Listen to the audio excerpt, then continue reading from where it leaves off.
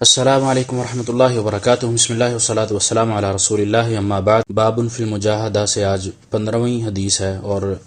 حدیث کا نمبر کتاب کے حساب سے 109 ہے۔ حدیث ہے عن انس رضی اللہ عنہ، سیدنا انس رضی اللہ تعالیٰ عنہ سے روایت ہے، قال کہتے ہیں، غاب عمی انس بن النضر، کہ میرے چچا جن کا نام انس بن نضر رضی اللہ عنہ تھا وہ غائب ہو گئے، عن قتال بدر، غزوہ بدر سے یا جنگ بدر سے، بدر کے جہاد سے۔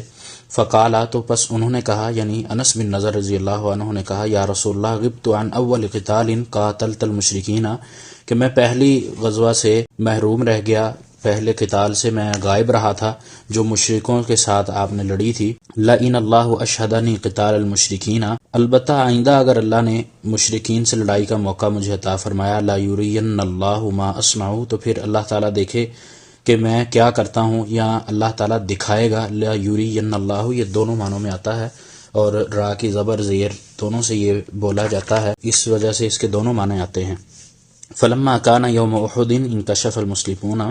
جب غزوہ احد کا دن آیا یا احد کا دن مسلمانوں پر آیا تو مسلمانوں نے مورچہ چھوڑ دیا، یعنی میدان میں مسلمانوں پر مشرکین حاوی ہو گئے، مسلمان شکست کھا گئے۔ فقالا، تو انہوں نے کہا، یعنی انس بن نضر رضی اللہ عنہ نے کہا، اللہم اعتذر الیک مما صنع ہؤلاء، اے اللہ کہ میں معذرت کرتا ہوں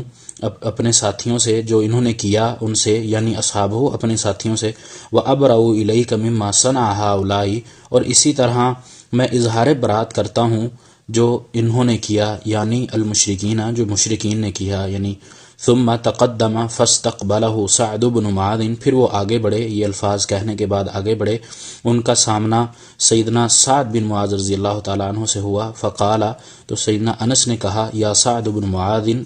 اے سعد بن معاذ، الجنت، جنت، ورب الکعبۃ، رب کعبہ کی قسم، انی اجد ریحھا من دون احد، کہ میں جنت کی خوشبو احد پہاڑ سے زیادہ قریب محسوس کر رہا ہوں۔ قال سعد، سیدنا سعد رضی اللہ عنہ نے کہا، فما استطعت یا رسول اللہ ما صنعت، تو سعد رضی اللہ عنہ نبی علیہ الصلوۃ والسلام کو یہاں بتلا رہے ہیں کہ جو سیدنا انس نے مجھے الفاظ کہے یا جو انہوں نے کیا وہ میں نہیں کم از کم کر سکتا، میں اس کی استطاعت نہیں رکھتا۔ قال انس، سیدنا انس رضی اللہ تعالی عنہ نے کہا، فوجدنا به، کہ ہم نے جب ان کو پایا، بضع و ثمانین ضربۃ بالسیف، تو ان کے جسم پر 80 یا 80 سے زیادہ، بضع کا 1 سے 9 تک یہ بولا جاتا ہے، یعنی 80 تو ہو گئے، 80 سے 81 82 83 89 تک، یعنی یہ بضع بولا جاتا ہے۔ تو بضع و ثمانین ضربۃ بالسیف، ان کے جسم پر 80 سے زیادہ تلوار کی چوٹیں، او طعنتن، یا نیزے برمح، یا نیزے کے نشان، او رمیتن بسہم، یا تیروں کے زخم، یعنی تیر اندازی جو ہوتی ہے اس کے زخم تھے۔ فوجدناہ، پس ہم نے ان کو جب پایا، قد قتل، ان کو قتل کر دیا گیا تھا، یعنی شہید کر دیا گیا تھا، ومثل به المشرکون، اور ان کا مسلح کر دیا گیا تھا۔ فما عرفہ احد الا اختہ ببنانہ، ہم ان کو نہیں پہچان سکتے تھے، ان کو کسی نے نہیں پہچانا الا کہ ان کی بہن نے ان کے پوروں سے، یعنی انگلیوں کے جو پور تھے ان سے ان کو پہچانا گیا، ان کے جسم، ان کا چہرہ، کوئی چیز شناخت میں نہیں آ رہا تھا۔ قال انس، سیدنا انس، یہ جو حدیث کے راوی ہیں وہ انس ہیں، سیدنا انس کہتے ہیں، کنا نرا او نظن ان هذه الآیہ، ہم نے یہ گمان کیا یا ہم نے دیکھا، ہمارا گمان یہ ہوا کہ جو آیت ہے، نزلت فیہ وفی اشباہہ، یہ انہی کے بارے میں نازل ہوئی ہے، یا جو ان جیسے تھے ان کے بارے میں نازل ہوئی۔ وہ آیت سورۃ الاحزاب کی ہے، من المؤمنین رجال صدقوا ما عاہدوا اللہ علیہ، یہ پوری آیت جس میں مومنین کے بارے میں اللہ تعالیٰ بتلا رہے ہیں کہ ایسے مومن جو اللہ سے اپنا کیا ہوا وعدہ پورا کر گئے ہیں اور کچھ جو انتظار میں ہیں، یہ اس آیت کا ترجمہ ہے۔ متفق علیہ، یہ حدیث متفق علیہ ہے، بخاری اور مسلم کی حدیث ہے۔ اس حدیث میں ہمیں کافی سارے اسباق مل رہے ہیں، جن میں یہ اس باب میں ہم نے پڑھا کہ شروع میں اللہ کے نبی علیہ الصلوۃ والسلام کے عمل کو بتلایا گیا، ہمیں اس سے روشنی دلائی گئی کہ اللہ کے نبی علیہ الصلوۃ والسلام معصوم عن الخطا ہونے کے باوجود عبادت کتنی زیادہ کیا کرتے تھے، کیونکہ امام صاحب اس حدیث کو اس باب میں اسی لیے لے کر آئے ہیں کیونکہ یہ باب ہی باب فی المجاہدہ ہے، اپنے آپ کو اللہ کی عبادت میں مشغول کرنا، عبادت کے ذریعے اپنے درجات کو بلند کرنا۔ تو اس میں ہمارے لیے مثال ہے کہ اللہ کے نبی علیہ الصلوۃ والسلام کا عمل، پھر اس کے بعد صحابہ کا عمل، ان کا عمل کس طرح تھا کہ وہ اللہ کی جنت حاصل کرنے کے لیے اپنی جان کا نذرانہ پیش کرتے تھے، اور جان کا نذرانہ پیش کرنے میں بھی وہ سوچا نہیں کرتے تھے،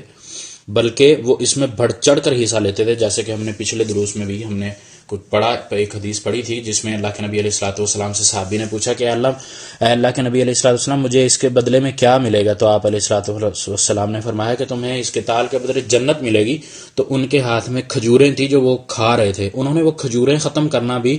گوارا نہ کیا، کھجوریں اپنے ہاتھ سے فوری طور پہ مٹھی خالی کی، کھجوریں پھینکی اور قتال میں شامل ہو کر شہید ہو گئے. اللہ سے جنت کا سودا کر کے اپنے آپ کو انہوں نے کامیاب کر لیا. تو یہ ہمارے لیے واضح ترین دلائل ہیں، اور نبی علیہ الصلوۃ والسلام کے عمل کے بعد اب آپ کے اصحاب جو ہمارے لیے بھی مشعل راہ ہیں، ان کا بھی یہ عمل ہے. ان کو بھی شوق شہادت ہوا کرتا تھا، اللہ سے جنت کا سودا کرنے کا ہر وقت اشتیاق رہا کرتا تھا، اور وہ اپنے لیے جنت کا انتخاب کر کے اپنے آپ کو کامیاب کیا کرتے تھے. اسی لیے آج ہمیں بھی اللہ تعالیٰ کے بتلائے ہوئے احکامات پر عمل کر کے اپنی اس مختصر زندگی میں اپنی اخروی زندگی کو، ابدی زندگی کو کامیاب بنانا ہے. اور اس جو زندگی اللہ تعالیٰ نے ابھی ہمیں جو موقع دیا ہے، اس زندگی میں ہم نے اپنے لیے نیکیاں کما کر اپنی آخروی زندگی میں اللہ تعالیٰ سے جنت کا سودا کرنا ہے. بے شک کہ جنت حاصل کرنا بہت مشکل کام ہے. یہ بھی اللہ کے نبی علیہ الصلوۃ والسلام کی حدیث ہے کہ خواہشات سے، انسانی خواہشات سے جو ہے وہ جہنم کو ڈھانپا گیا ہے، اور مشکل ترین جو مصائب ہیں، مشکلات ہیں، اس سے جنت کو ڈھانپا گیا ہے. تو انسان جب اس زندگی میں مشکلات اٹھاتا ہے، مصائب اٹھاتا ہے، تو اس کے بدلے میں اس کو جنت کا سرٹیفکیٹ ملتا ہے، جنت کے لیے اس کے راہ ہموار کر دی جاتی ہے.